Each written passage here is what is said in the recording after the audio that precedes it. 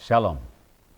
Saudara kekasih, anggota Jemaat Gereja Kristen Baitani di seluruh tanah air, baru saja kita merayakan ulang tahun Sinode yang ke-50 pada tanggal 7 Desember 2023 yang lalu di Convention Hall Hotel Danau Toba International Medan.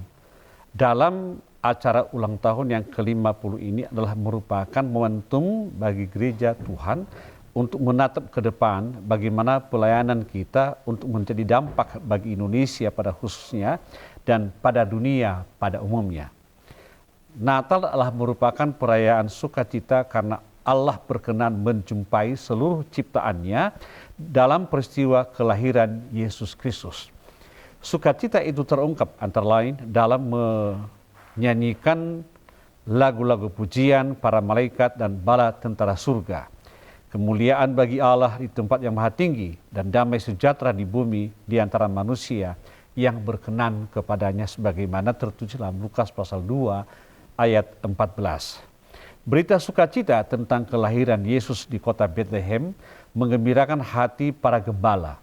Jangan takut, sebab sesungguhnya aku memberitakan kepadamu kesukaan besar untuk seluruh bangsa. Hari ini telah lahir bagimu juru selamat, yaitu Kristus Tuhan di kota Daud, dalam Lukas pasal 2 ayat 10 sampai 11.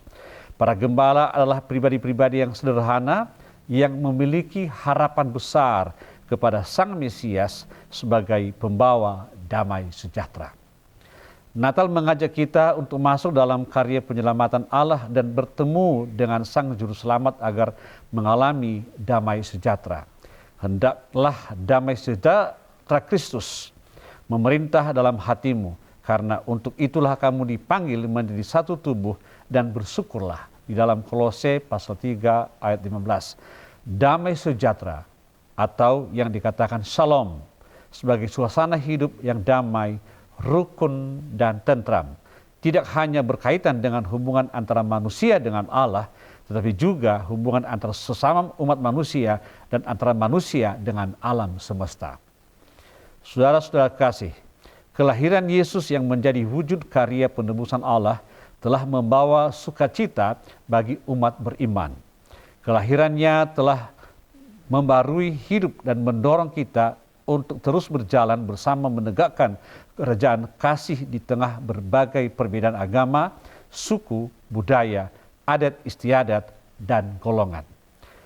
Bersamaan dengan perayaan Natal ini, kita memasuki masa persiapan pemilu 2024. Kita sebagai warga bangsa akan memilih para pemimpin dan wakil rakyat. Perhelatan politik itu di samping membawa kegembiraan juga tidak jarang menyisakan dampak negatif seperti konflik dan perpecahan yang berkepanjangan di tengah masyarakat. Oleh karena itu, kita perlu bijaksana dan dewasa dalam menyikapi pilihan politik yang berbeda-beda serta waspada terhadap penyebaran benih-benih kebencian yang dilakukan hanya untuk meraih kemenangan. Dengan berpegang pada prinsip bahwa Allah harus dimuliakan, maka politik identitas dan politik uang bukan pilihan perjuangan politik umat Kristiani.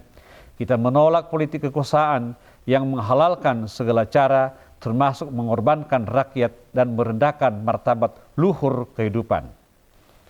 Semangat Natal menggerakkan kita untuk terlibat secara aktif dalam menata kehidupan berbangsa yang lebih bermartabat demi mewujudkan kesejahteraan sesama.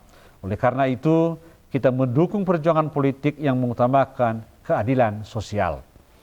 Saudara-saudara kasih, tindakan kita untuk memuliakan Allah dilaksanakan bukan hanya dengan membangun hubungan yang harmonis antara umat manusia, tetapi juga perlu upaya-upaya untuk menjaga dan merawat alam semesta.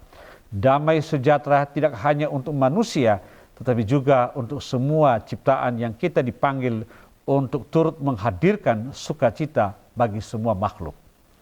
Saudara-saudara kasih, di era globalisasi ini, kita juga diajak untuk memuliakan Allah dan mewujudkan damai sejahtera melalui media sosial dengan terus-menerus menyebarkan nilai-nilai kebaikan, kebenaran, keadilan, setia kawanan, dan tegang rasa. Hal ini sangat penting karena Jangan sampai keharmonisan hidup bersama dapat dihancurkan oleh berita bohong dan ujaran kebencian yang marak di berbagai media sosial. Kita perlu bijak dalam menerima dan menyebarkan berita.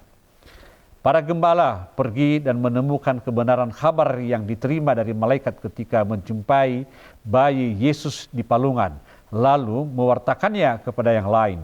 Natal mengingatkan kita bahwa komunikasi dengan perjumpaan di zaman digital ini pun perlu dikelola secara baik agar dapat digunakan sebagai sarana untuk mewartakan kabar gembira. Di tengah-tengah kemajuan teknologi informasi yang sangat cepat, ramai, dan sibuk, kita tetap membutuhkan waktu hening untuk berjumpa dengan Allah, sehingga komunikasi dan perjumpaan kita dengan sesama dapat mendatangkan sukacita. Semoga dengan perayaan Natal kita semua merasakan kasih Allah yang selalu menyertai hidup kita. Allah yang Maha Kasih itu selalu bersama dengan kita. Immanuel, Allah beserta kita. Ia tidak pernah meninggalkan kita dalam situasi apapun. Di dalam Ibrani pasal 13 ayat 5. Oleh karena itu, mari kita terus memuliakan Allah lewat upaya-upaya baik untuk mewujudkan damai sejahtera di tengah kehidupan keluarga, gereja, masyarakat, dan bangsa. Secara khusus kita berdoa untuk perdamaian di daerah-daerah yang masih terjadi konflik dan kekerasan. Kita juga berdoa agar konflik yang sedang terjadi di antara Israel dan Hamas dapat diselesaikan dengan damai. Akhirnya, saya Ketua Umum Sinode Gereja Kristen Baitani mengucapkan selamat Hari Natal 25 Desember tahun 2023 dan selamat Tahun Baru 1 Januari 2024. Tuhan Yesus memberkati kita semua. Shalom.